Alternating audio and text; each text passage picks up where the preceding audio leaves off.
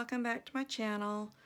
I'm going to do a quick flip through. This is what I called my art journal for 2019. It's inspirational themed. I do have a couple of process videos that are really bad because I was just filming them for myself so I can remember how I did things. But you'll be able to see how I layered and stenciling and the painting and the washes and all the stamping to get the look, if you like this kind of look. So let's get going. Now I'll try to go slowly so you can read them. I don't think you want me to read all the words. If there is one you want me to read, I will. I also don't want to make this video so long that, you fall asleep watching. And you can definitely pause it. I got a lot of technique ideas from Chum Petite, but also just tons of other artists that are, posting videos. If you want to check my playlist, it should be under art journaling or art journal, and those are all the hundreds of videos that I've saved to get different ideas and different looks and compositions and colors that I like. On my Pinterest, I think I've saved the phrases and the quotes under art journal and phrases and quotes, I think is the name of that folder. You just have to look around, find quotes and stuff that you like. And don't be afraid, I had a lot of fun doing this. I was surprised because this is the largest size that I've done. It didn't let me use, the larger size stencils that I had. And basically the background was I just layered a bunch of scraps, scrapbook papers, text papers, and then kind of did a wash to blend them all together, and then did a lot of stenciling and some stamping. And I did, go around everything, sometimes with a Stabilo. I know I did the edges with oil pastels because my Distress crayon ran out.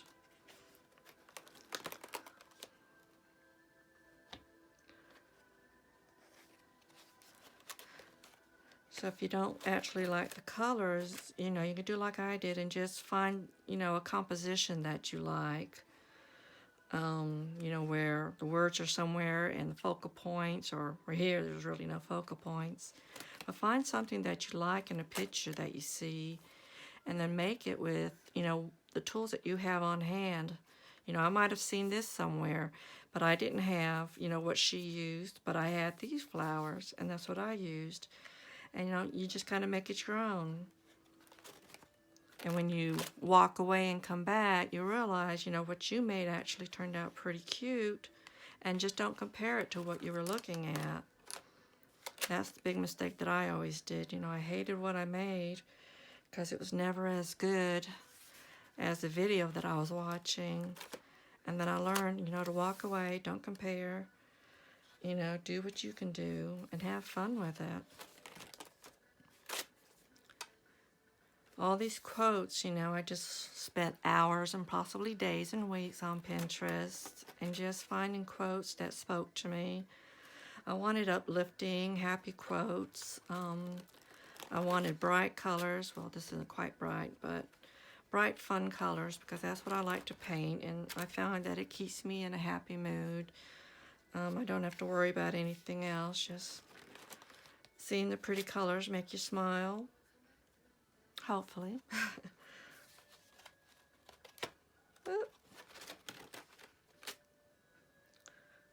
And let's see. Some of these are kind of similar to each other because I was running out of ideas. And I might have changed, the colors around. Because this was a lot of pages for me. But I did it. I persevered. But mostly I have fun, you know, because there was no wrong way, there's no mistakes. If it didn't look right, I went over it. Like the cover, there was a video, you know, I didn't like the way the first stencil turned out, but I ended up stenciling over it, and it finally turned out to something I liked. And that's what this is all about. It's not being perfect. You know, we're not making quilts, which, you know, I came from, and I had to break that perfectionist in me where everything had to be, you know, if you have a stamp, the whole stamp has to show. In art journaling, it looks better if only part of the stamp or part of the stencil shows. It gives it that more vintage, rustic, grungy, and I do love grunge, apparently. If you haven't noticed. A lot of these paints, they were golden high flow, and I had some Dina Wakley paints, whichever bright colors that I had. That's what I used. This was just a different experiment.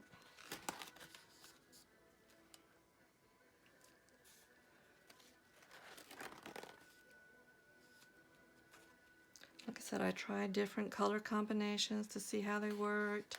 Something that I wasn't comfortable with, you know, like the browns, but with browns and orange and greens or whatever color that is, it worked, you know. So like I said, I learned a lot about letting go and just experimenting and having fun and getting dirty. I loved seeing, you know, my hands. I'm getting dirty from that oil pastel when I was done with the project.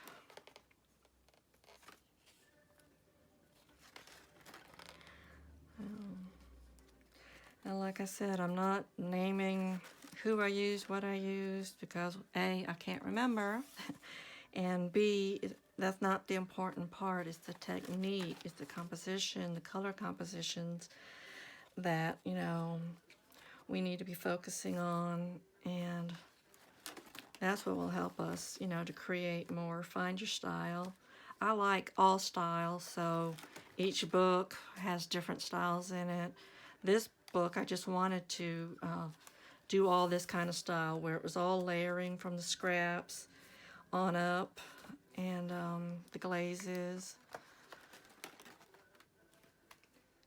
and that was hard for me to stick to one style in a book, because I love them all. I love the grunge to the vintage to watercolor to everything. And my other art books, I've experimented, you know, with each different page. Looky there. That got stuck. That's okay. So again, this was my big inspirational book for 2019. Hopefully I can get back into making some more. And I hope this has inspired you to get those paints out and have fun. Thank you for watching. Bye-bye.